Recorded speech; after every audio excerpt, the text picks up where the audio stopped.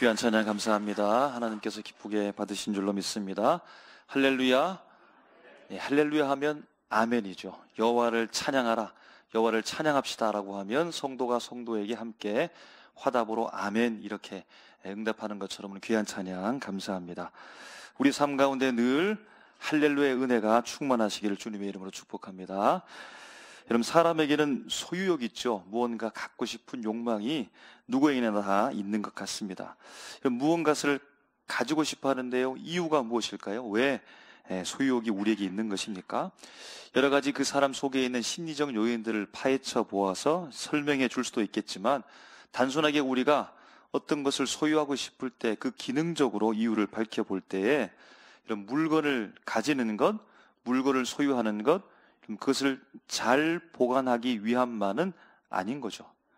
물론 물건을, 내 소유를 보관해 있다 할지라도 그럼 그 시간은 잠시뿐인 것입니다.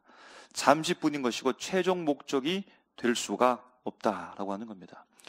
여러분, 어떤 사람이 화질 좋고 기능 많고 화면이 큰 텔레비전을 사고 싶어 합니다. 여러분, 요즘에는 기능이 좋아가지고 그냥 영화관이 따로 없습니다. 큰 대형 화면 텔레비전을 가지면 그 속에 각종 기능이 있기도 하고 내가 보고 싶은 것, 좋은 영화들, 화면들을 잘 볼 수 있으니까 그렇게 갖고 싶어 하는데, 마침내 소원이 이루어져서 기능 많고 성능 좋은 대형 텔레비전을 갖게 됐다면 여러분, 어떻게 하는 것입니까? 여러분, 앞에서 말했던 것처럼 목적에 맞게 기쁨으로 잘 사용하게 될 것이죠. 여러분, 그렇게 했을 때 그 광경, 그 상황을 바라보면서 우리는 어떻게 말하는 겁니까? 누렸다라고 말합니다. 텔레비전, 대형 화면 텔레비전을 타서 내가 잘 사용하므로 말미암아 그래서 누렸다라고 말하는 겁니다. 여러분, 반대 현상은 무엇일까요? 누리지 못하게 되는 현상은 무엇입니까? 아예 처음부터 이 텔레비전을 구입하지 못했거나, 구입했음에도 불구하고 그냥 잘 보관만 해둔다거나, TV는 틀었는데 옛날처럼 채널 몇 개만 틀고 본다거나, 방송 3사 그냥 뉴스만 보는 경우에는 제대로 누렸다라고 말하기가 어렵다는 겁니다.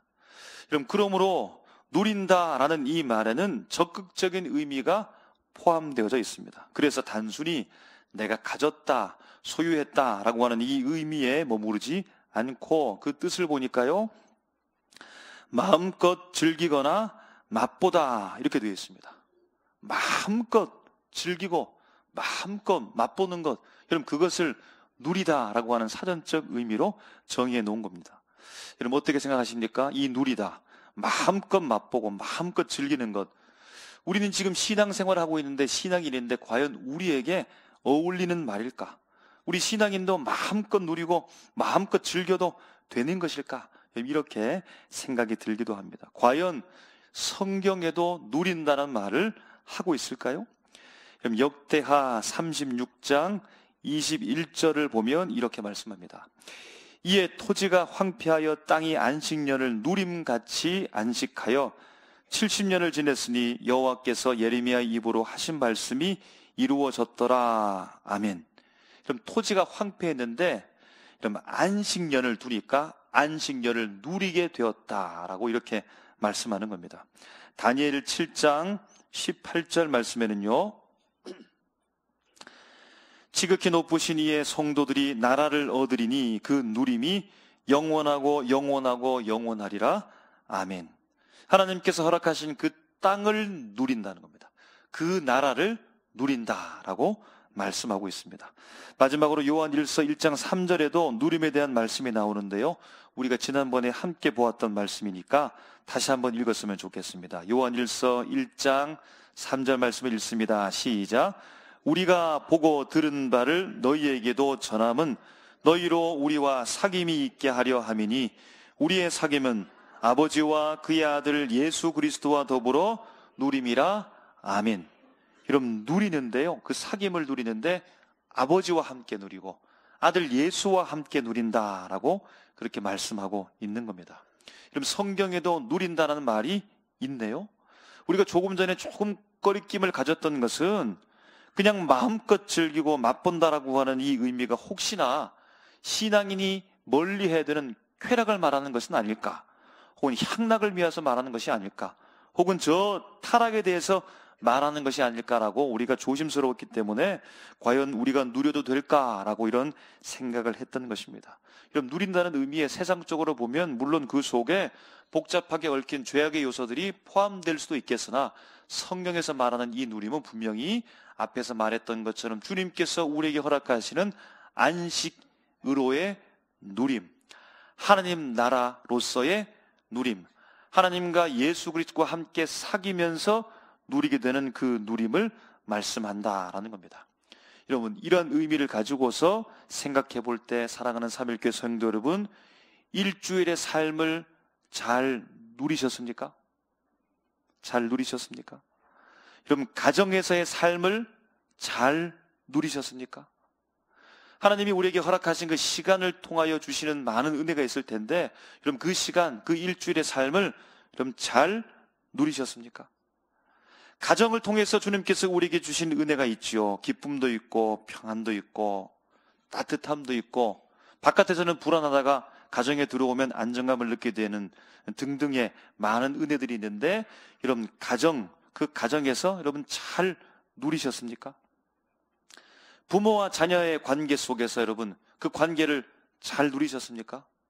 부부 관계가 있는데 부부 관계 속에서 여러분 그 관계를 잘 누리셨습니까? 여러분 어떠합니까? 부부 관계, 가정, 부모와 자녀의 관계를 우리가 잘 누려야 되는데, 여러분 혹은 맨날 그냥 장만 지지고 멸치만 볶다가 온 것은 아니겠지요? 하나님의 주신 은혜를 누려야 됩니다. 오늘 본문 말씀에 보면 이 누림에 대해서 말씀하는데요, 누림의 대상, 누구와 함께 누리라고 말씀하냐면 13절부터 우리가 16절까지 읽었는데 한 말씀도 빠짐없이 한 대상을 향하여서 일컫고 있습니다. 13절에 보니까요 이렇게 말하죠. 형제들아 라고 말하고, 14절에서도 형제를 말하고, 15절에서도 형제, 16절에서도 형제들을 말씀하고 있는 겁니다. 바로 오늘 누린다라고 하는 것이 이 형제들과 누리라고 본문에서 말씀해 주고 있는 겁니다. 여러분 그렇다고 해서 우리가 아는 바 형제들이 남자만 이야기하는 것이 아닌 줄 알고 있을 것입니다. 소아시아에 예수를 믿기 시작했던 사람들이 신앙생활하는데 그곳에 형제들이 있고 그곳에 자매들이 있습니다. 그 전체를 다 포함하는 말로서 형제들, 형제 이렇게 말하는 겁니다. 곧 이들이 누린다라고 하는 것은 성도로서의 누림을 말하는 겁니다. 이 성도, 그럼 형제들, 성도들 했으니까 한 사람을 말하는 것이 아니라 믿음의 형제들, 성도들을 이야기했으니까 그럼 교회라고 말할 수 있겠습니다. 교회로서 누린다라는 말입니다. 사랑하는 성도 여러분, 바로 우리가 여러분 요한일서 사도 요한이 소아시아의 성도들에게 보내는 편지, 그들이 형제인 것처럼 우리도 형제이죠. 우리도 형제입니다. 우리도 자매입니다. 우리가 바로 성도입니다. 그러면 우리가 교회이죠. 여러분 형제됨을 잘 누리고 있습니까? 자매됨을 잘 누리고 있습니까? 성도들됨을 잘 누리고 있습니까? 교회됨을 여러분 잘 누리고 있습니까? 여러분 과연 오늘 본문에 등장하는 소아시아 형제들은 성도된 삶을 잘 누리며 살아가고 있을까요? 여러분 이들은 교회에서 주는 하나님의 놀라운 은혜와 복을 잘 누리면서 신앙생활을 잘하고 있을까요? 그럼 소아시아의 성도들에게 안팎으로 당면한 여러 과제들, 여러분 그것은 어려움이었습니다. 이들에게 주어진 이 어려움은 여러분 많은 도전의 종류가 있을 수 있겠지만 비슷한 성향으로 나타나게 되어지는데요, 바로 미움이라고 하는 겁니다. 미움이 그들을 위협해 도전해 오고 있습니다. 여러분 이 사람들은 우리가 지난번에 살펴봤던 말씀과 같이 이전과 다른 바뀌어진 삶을 사는 사람들입니다. 여러분 이전에는 예수님 안 믿었습니다. 예수님 몰랐습니다. 혹은 예수님 믿어도 나는 안 믿는다고 말했을지도 모릅니다. 그런데 이제는요 결단하고 복음을 받아들이게 되어지고 믿음의 성도가 되었습니다. 믿는 사람이 되었습니다. 이전에 믿고 있었던 이방 종교 그 신상을 버리고서 예수님을 믿는 사람들로 바뀌었다는 겁니다. 여러분 예수님을 믿으니까 사람들이 주목하여 보게 되어 있죠. 많은 공통된 사람들 중에 독특하게 예수를 믿고 있으니까 사람들이 이 사람들에게 주목하여 본다는 겁니다. 여러분, 그런데 이들이 믿고 있는 이 예수를 통하여 이방신을 믿고 있는 사람과 함께 공존하기 위해서는 이방신도 인정하고 그들의 믿음도 인정하며 너희들에게도 구원이 있다라고 그렇게 말하면 아무 문제가 없을 수 있습니다. 그냥 공존해서 조금 독특한 사람, 호기심의 대상 정도로만 생각하고서 함께 살아갈 수 있는데, 그런데 이방신을 인정할 수가 없는 겁니다. 이방신으로부터 떠날 수밖에 없는 이들을 바라보면서 믿음의 사람들이 당면한 문제는 바로 이방신을 믿고 있었던 사람들이 이 사람들을 미워하기 시작하더라는 겁니다. 여러분, 오늘 말씀에 수신자된 이 성도들이 미움을 받는데요, 그 정도가 대단히 심각했습니다. 미움을 받으니까 믿음의 성도들의 마음에 상심함이 밀려오는 겁니다. 13절에 말하고 있는 미워하다라는 의미의 이 원어를 번역해 보니까 미세이, 싫어하다라는 말인데요, 그럼 이 뜻을 풀어보니까 감정적인 요소뿐만 아니라 실질적 적대 행위까지 포함하는 행동적인 요소까지 포함되어져 있는 단어더라는 겁니다. 여러분, 그러니까 우리가 살아가면서 미워하는 사람이 있을 수 있죠. 그냥 감정적으로 미움, 그 미움뿐만 아니라 그럼 이때는 미움을 받으면서 실질적으로 공격을 받았다는 겁니다. 적대 관계에 있으면서 적으로 간주하면서 반대편에 서서 실질적으로 물리적으로 집단적으로 믿음의 사람들을 괴롭혔다는 겁니다. 그러니까 감정적 미움과 물리적 충돌 속에서 이들이 심각한 상심의 상태 가운데 놓여 있습니다. 외부적 상황이 이렇다는 겁니다. 여러분, 그러면 내부적으로는 어떨까요? 그 교회 안에, 성도들 안에, 형제 자매들 안에는 어떻게 살았을까요? 물론 좋은 관계를 두고 살아갈 수도 있겠지만 오늘 사도 요한이 권면하는 이 내용을 살펴보게 되어지면 이렇게 말씀하죠. 미워하는 자는 이라고 언급합니다. 그럼 그들 속에 단 한 명도 미움의 대상이 없으며 서로 미워하지 않고 살았다면 이 미움에 대해서 말할 필요가 없을 것이고 그저 사명과 사역에 대해서만 이야기했을 텐데, 미워하는 자는 이라고 하면서 그 이야기를 계속해서 펼쳐가는 거 보니까 이들 속에서도 미움이 있었다는 겁니다. 그러니까 바깥으로부터 받는 물리적 미움의 충격을 받고, 그럼 그 속에 내부 속에서도 물론 좋은 일도 있었겠지만 미워하는 일들이 그 속에 사람들을 아프게 하고 힘들게 하고 있었다는 겁니다. 그래서 오늘 본문 표현에 보면 사망의 세력이 형제 자매들의 삶을 지배하고 있었다는 겁니다. 14절에 이렇게 말하죠. 후반부에 보니까 사망에 머물러 있게 된 겁니다. 15절의 말씀의 내용을 보니까 사망 권세의 지배를 받고 자신이 살인자가 된다고까지 그렇게 말하고 있다는 겁니다. 아니, 여러분 한번 생각해 봅니다. 이들이 누구입니까? 소아시아에 살고 있는 이들이 어떤 사람으로 바뀐 존재들입니까? 이전에는 이방 신상에 빠져서 이방신을 믿고 있던 사람이다가 이제는 예수를 믿고 예수 믿는 사람이 되어 성도가 되었습니다. 여러분, 성도는 어떤 사람입니까? 어떤 존재입니까? 죽었다가 살아난 사람입니다. 지옥 백성이 아니라 천국 백성이 된 존재입니다. 이전에는 마귀의 종속 아래 지배를 받고 살아가다가 이제는 예수 믿고 나서 하나님의 권세 아래서 하나님의 자녀로서 당당하게 살아가고 있는 존재가 바로 성도라는 겁니다. 사망에서 생명으로 옮겨받는 존재들. 그럼 그렇죠? 바로 성도란 바뀐 존재, 바뀐 모습으로 살아갑니다. 본문에 등장하고 있는 이 소아시아의 형제 자매, 이들은 성도이고 이 교회, 그럼 이전과 완전히 바뀐 모습으로 살아갑니다. 여러분, 그런데 오늘 본문에 왜 그들 속에 여전히 사망이 머물러 있는 것일까요? 그들은 분명히 성도인데 믿는 자인데 바뀐 삶을 살아가고 있는데 여전히 그들 속에 어둠의 힘이 그들을 지배하는 것만 같을까요? 아니, 이들은 성도입니다. 여러분, 성도란 아는 사람입니다. 무엇을 할까요? 예수를 믿으면 구원받는다는 사실을 아는 사람입니다. 하나님의 자녀가 된다는 사실을 아는 사람입니다. 생명, 어느 정도 유한한 생명 정도가 아니라 영원한 생명을 얻었다는 이 사실을 알고 살아가는 존재입니다. 그냥 이 땅 가운데 펼쳐진 파라다이스 존재 같은 것이 아니라 천국을 소유한다는 사실을 알고 살아가는 사람인데요. 성도는 진리를 알고 있는데요. 늘 말씀에 대해서 배우지 않습니까? 말씀을 통해서 지식을 쌓지 않습니까? 교회 학교에서 여러분 말씀을 배우는 것처럼 늘 성도들은 하나님의 말씀의 영향을 받으면서 그 지식을 축적하면서 그렇게 살아가고 있는데, 그들이 알고 있는 성도로서의 진리에 대한 지식은 점점 쌓여만 가는데, 그런데 왜 그 속에, 그들의 언어들 속에 살인자를 언급하고 있는 것일까요? 그들이 알고 있는 진리와는 전혀 다른 사망의 이야기를 지금 하고 있는 이유가 여러분 무엇입니까? 여러분, 오늘 소아시아 성도들에게 편지를 보내고 있는 사도 요한, 이 사도 요한을 통하여서 하나님께서 오늘 이 자리에 예배드리고 있는 우리에게도 주님께서 질문하십니다.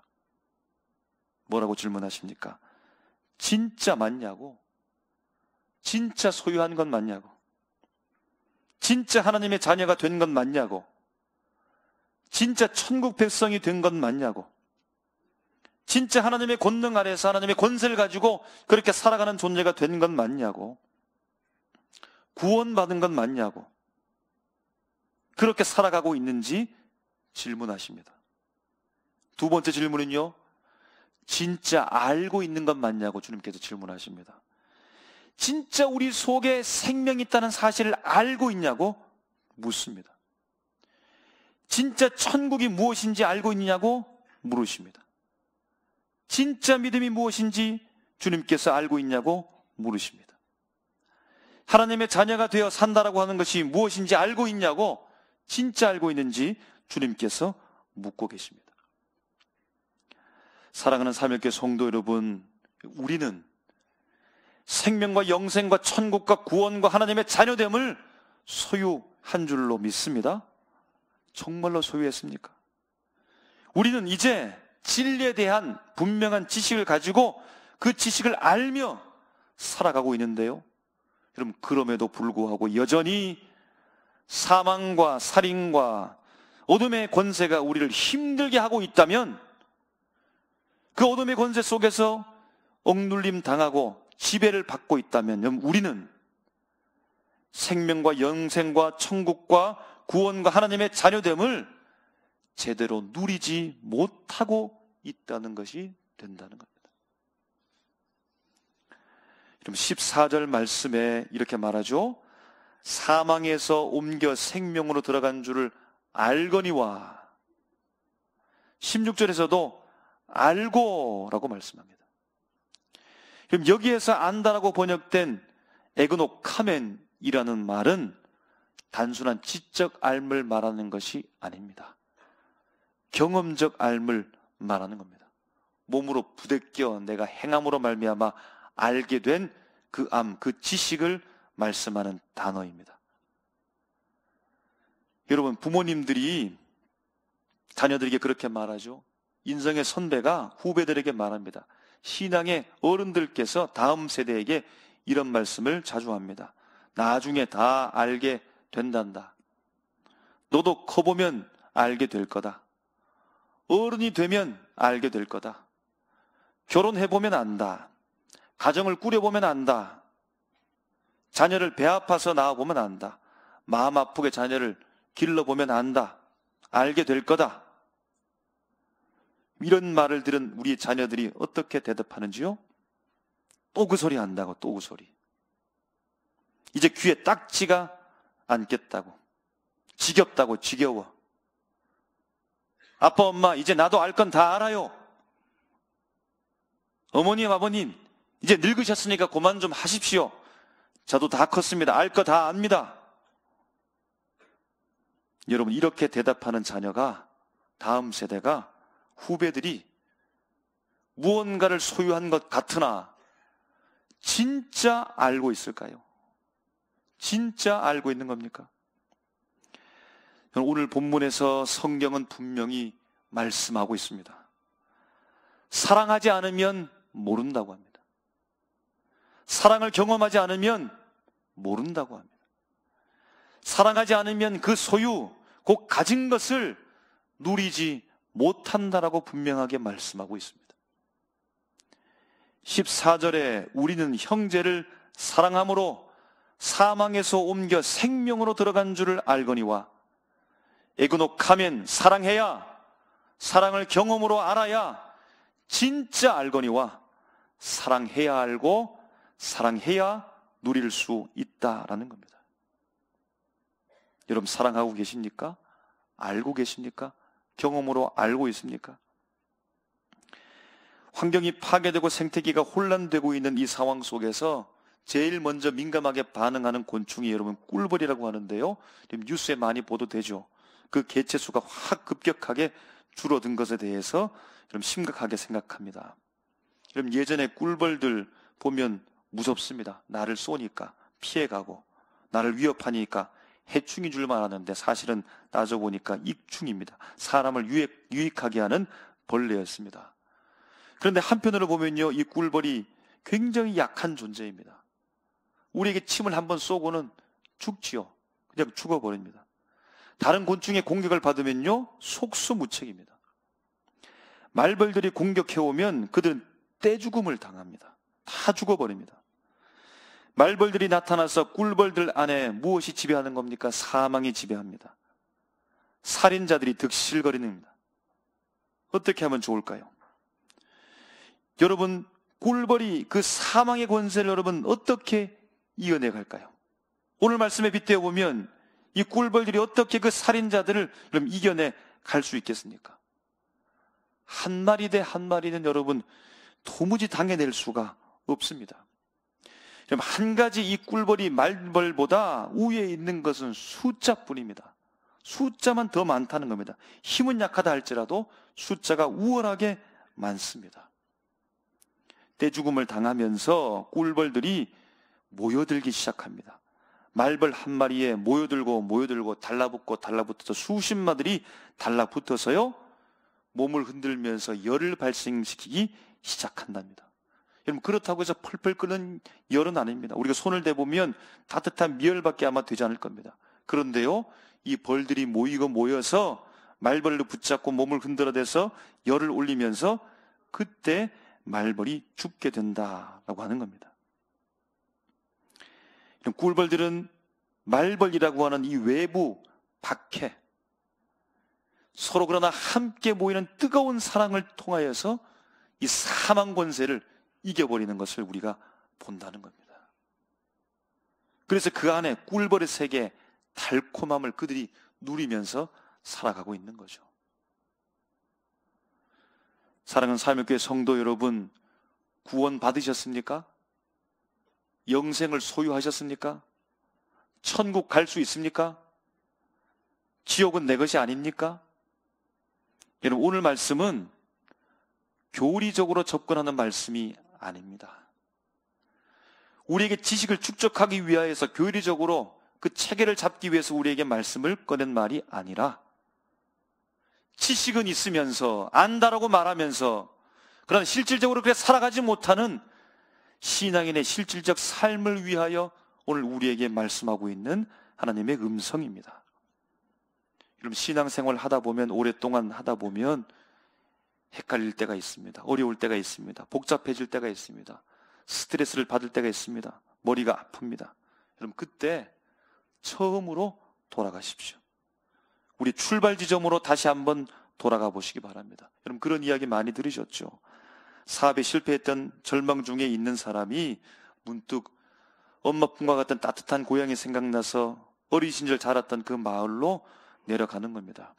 세상은 변했는데 그 시골 마을은 하나도 변하지 않았습니다. 그냥 어린 시절 내가 놀던 뛰어놀던 그 장소, 고선이 그대로 있는 겁니다. 그러니까 자신도 그때로 돌아가서 천진난만한 아이로 돌아가 기억을 더듬어 갑니다. 그냥 작대기 하나면 충분했죠. 친구들과 재밌게 노는 겁니다. 멋진 수영복은 없어도 그냥 팬티 한 장만 입고서 냇가에서 물놀이 하면서 신나게 그냥 놀았습니다. 감자 구워 먹고 삶아 먹고, 고구마 구워 먹고 삶아 먹고, 소금 찍어 먹고, 간장 찍어 먹고, 가래떡 하나 엄마가 주면 동네방네 돌아다니면서 뜯어먹다가 친구가 달라고 하면 손 꼬질꼬질한 떼국물 찍어서 줘도 친구가 맛있겠다고 먹고, 그때는 아무것도 없어도 행복했는데 나는 왜 지금 이렇게 슬퍼하고 절망할까? 그러면서 이제 자기 마음을 돌이키는 겁니다. 여러분, 우리의 기본은 어디일까요? 우리의 출발점은 어디입니까? 여러분의 고향은 어디입니까? 신앙인의 출발점, 신앙인의 고향, 우리가 출발했던 그 장소는 여러분 어디일까요? 오늘 본문의 16절 말씀 우리 다 같이 읽어보도록 하겠습니다. 시작. 그가 우리를 위하여 목숨을 버리셨으니 우리가 이로써 사랑을 알고 우리도 형제를 위하여 목숨을 버리는 것이 마땅하니라. 아멘. 여러분, 아멘입니까? 아멘 할 수 있습니까? 여러분, 신앙인의 출발점이 어디라는 겁니까? 그가 우리를 위하여, 예수가 우리를 위하여 목숨을 버리셨으니 그것이 바로 성도의 가장 출발점입니다. 그것이 성도의 기본인 겁니다. 우리의 고향은 바로 거기입니다. 예수가 나를 위하여 목숨을 버리신 그 장소가, 그때가, 그날이 바로 내가 살아나고 내가 태어나고 내가 출발하고 바로 나의 고향, 바로 그곳이 예수께서 나를 위해서 죽으셨던 때, 그 장소라는 겁니다. 그럼 지금 우리가 있는 이 자리를 통해 우리를 위해 목숨 버리신 예수의 사랑을 알아야 합니다. 다시 경험으로 알아야 합니다. 우리 자신을 한번 더듬어 보십시오. 왜 자꾸만 나는 어두워지는 것일까? 왜 자꾸만 나는 낙심되는 것일까? 왜 자꾸만 나는 화가 날까? 왜 자꾸만 나는 반감의 마음이 드는 것일까? 사랑하지 못하기 때문이요, 미움 때문입니다. 사랑하지 않고 미워하게 되면 사망의 힘이 우리를 지배하게 됩니다. 믿음의 성도들 형제요 자매라고 부르는 이 놀라운 천국을 맛보고 있는 이 교회를 누리지 못하게 합니다. 어떻게 하면 될까요? 그저 소극적으로 난 미워하지 않아야지. 아니요. 사랑해야 미움의 권세를 이길 수 있는 겁니다. 사랑해야, 목숨도 아끼지 않는 사랑을 해야 사망 권세를 이기고 사망의 지배 아래 사는 것이 아니라 하나님께서 우리에게 주신 주의 몸된 교회의 복을 누리며 살게 될 줄로 믿습니다. 적극적으로 누려야 합니다. 적극적으로 사랑해야 됩니다. 미움의, 사망의, 어둠의 권세, 절대로 우리가 그 영향 속에서 지배를 받아서는 안 된다라는 겁니다. 성도로서 사랑함으로 말미암아 우리 가정을 누리고, 부부 관계를 누리고, 자녀와 부모의 관계를 누리고, 형제로서 누리고, 자녀로서 누리고, 사랑함으로 말미암아 교회를 누릴 수 있는 우리 모두가 되시기를 주님의 이름으로 축복합니다. 이 시간에 함께 우리 기도하기를 원합니다. 주님,